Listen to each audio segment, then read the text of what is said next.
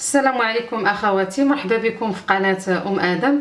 اليوم ان شاء الله غادي نقدموا واحد الطبق ديال الحلوى اللي هو كنسميوه، كاين اللي كله كيسميه، كاين اللي كيسميه زلابيه وكاين اللي كيسميه حلوه الصبع. فغادي نديروا هذا الشكل هذا دائري، وغادي نديروا هذا الشكل هذا بحال شكل الصبيعات. كنتمنى انكم تتبعوا معايا المقادير والطريقه باش تنجح معكم العمليه، وان شاء الله يعجبكم الفيديو ديال اليوم. المكونات ديال هذه الحلوى هذه سهله وبسيطه. ندوزو للطريقه والمقادير على بركه الله.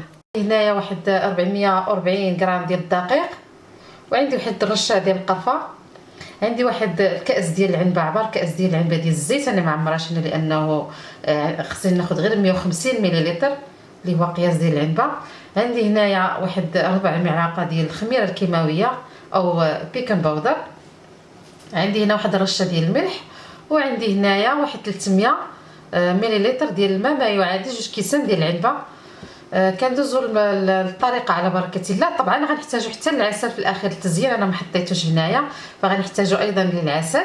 وبالنسبه للعسل يعني راه حتى هو حاطه لكم في القناه ديالي، غنخلي لكم الرابط اسفل الفيديو ان شاء الله. فغندوزو الطريقه على بركه الله. كناخذ واحد الاناء اللي غادا نديرو فوق النار، واحد الكاسرونه كندير فيه الماء، وكنضيف عليه الزيت،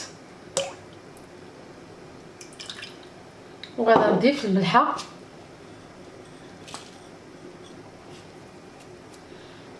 وغادا نديرو فوق النار يغلى.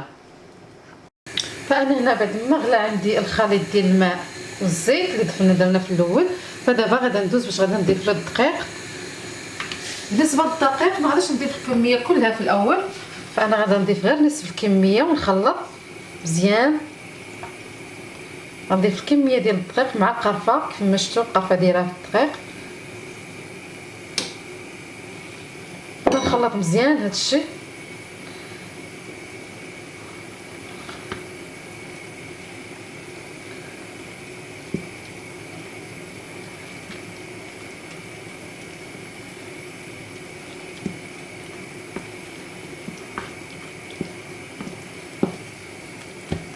حاولوا اننا نخلطوا بالملعقه اللي غتستحمل الحراره بحال الملعقه الخشبيه.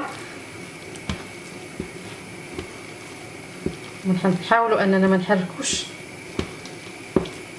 يعني بايدينا، لان الخليط سخون بزاف، فلازم نحركوه بالملعقه.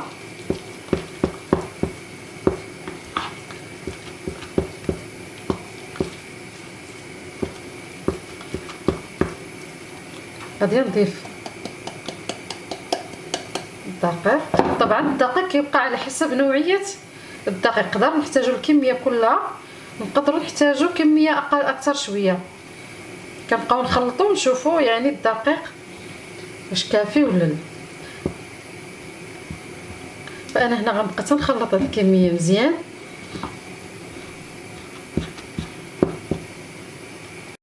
هنا غناخذ اناء اخر اكبر، وغادا نوضع فيه الخليط اللي عندي.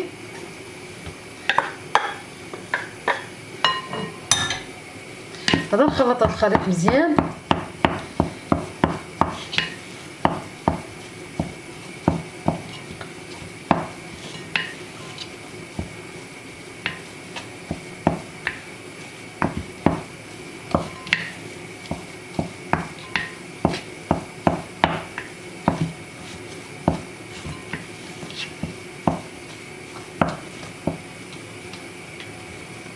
فانا هنا غنخلي الخليط عاد حتى يبرد، عاد نشوف واش خاصني نزيد له الدقيق. طبعا وملي يبرد غنضيف له حتى الخميره.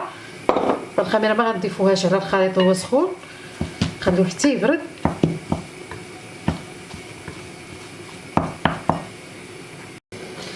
طبعا على الخليط ديالنا بعد ما خلطنا الدقيق وسميتو، انا بقى لي هاد الكميه ديال الدقيق، فبقات لي تقريبا واحد 30 غرام ديال الدقيق.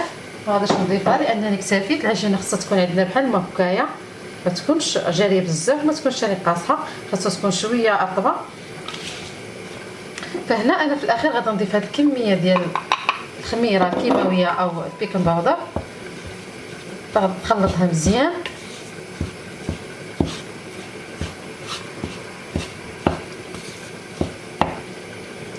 انا هنا غنمشي درتها في هاد الجيب الحلواني، غادي نبدا ندوز نشكل فيها. فغادي نحاولوا اننا نديروها على شكل مستطيل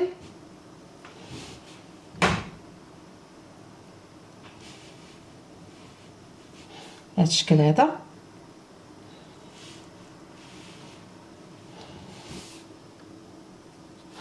طبعا نتوما كتحكموا في القياس ديالها او في الطول ديالها. انا غندوز باش ندير لكم شكل ثاني كنديروه على شكل دائره. طبعا كيبقى هذا اختياري، كل واحد كيدير الشكل اللي كيعجبو. كنتمنى ان الصوره تكون واضحه لكم. دابا غادي ندوز نعاود لكم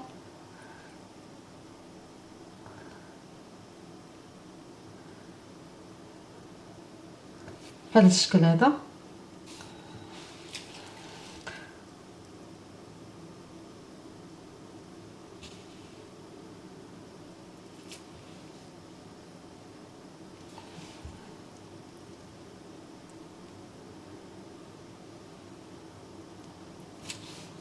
حاولوا نتكوها بالاصابع.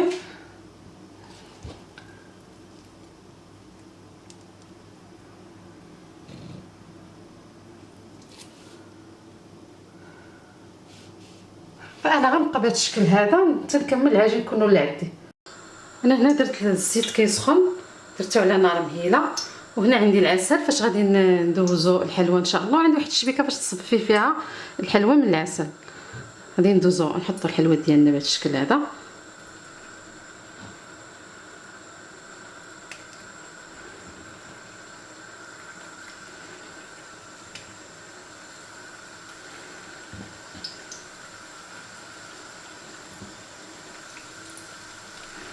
غادي نحط من هاد الصبيعات هادو اللي درنا.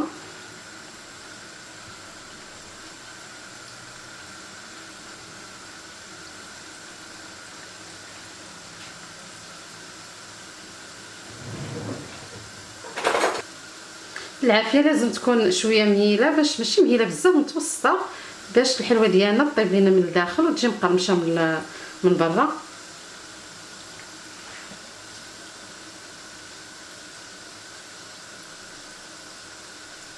نحاول انني نقلبها شويه بشويه.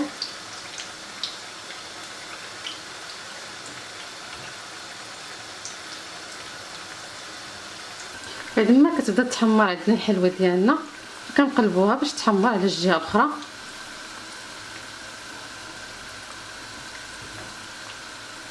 في القايل لازم ناخذ، يعني لابد من ناخذ واحد المقلاة اللي كتكون غارقه واحد شويه والحوافي ديالها طالعين، باش يعني نديرو فيه الزيت والحلوه ديالنا تعوم في الزيت.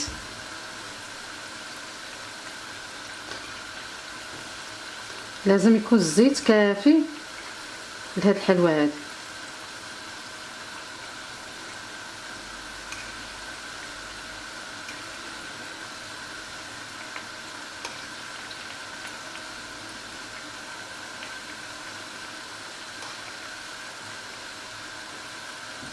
هاد الحلوه هذه لازم نشكلوها ونخليوها واحد شويه، واحد 3 دقائق ولا 4 دقائق، عاد كنبداو نطيبوا فيها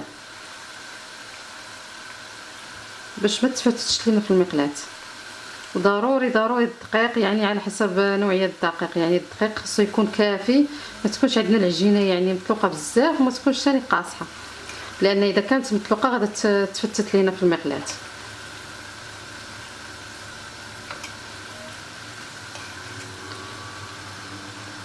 كيف ما قلت لكم العافيه خاصها تكون مهيله، ماشي مهيله، تكون يعني متوسطه، باش الحلوه ديالنا تجينا مقرمله من برا وطيبه من الداخل، يعني ما تبقاش لينا معجنه او خضره.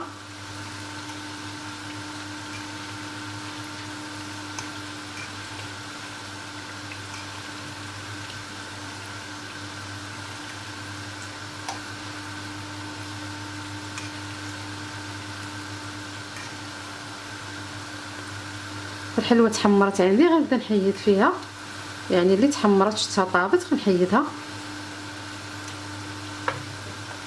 حاولوا اننا نقلبوها مره. بالنسبه لهاد الحلوى هذه فكاين اللي كيضيف فيها مثلا اليانسون او النافع. اليانسون كما قلت حبه حلاوه، او النافع اللي هو الشمر. اللي بغى ينسمها يعني، واللي ما بغاش في القرفه. وهاد المقادير اللي عطيتكم حتى هي كتجي مزيانه.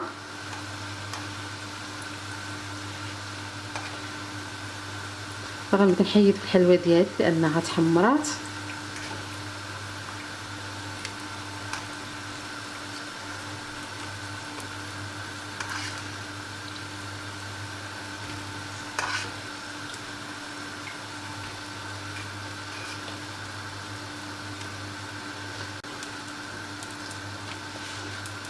وغادا نبدا نكمل نطيب الحلوى الاخرى. الشكيلات الاخرين اللي تقطعت لي هذه نحاولوا اننا نربطوها مزيان شويه.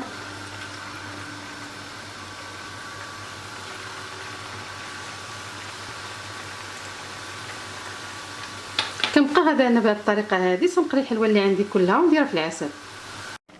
الحلوى ديالنا هي هذه بعد ما وجدات. كنتمنى انها تعجبكم. انا درت هذا الشكل هذا كيف ما قلت لكم ديال الدوائر، ودرت هاد الصبيعات هادو كيجيو على هاد الشكل هذا. غادا نحل لكم وحده. شوف كيجيو من الداخل، فما كيجيو مقرمشين وطريين من الداخل. كنتمنى انها تعجبكم. الا عجبكم الفيديو ديال اليوم شاركوا في القناه ديالي وشيروا بالاعجاب باش يوصلكم دائما الجديد. والسلام عليكم.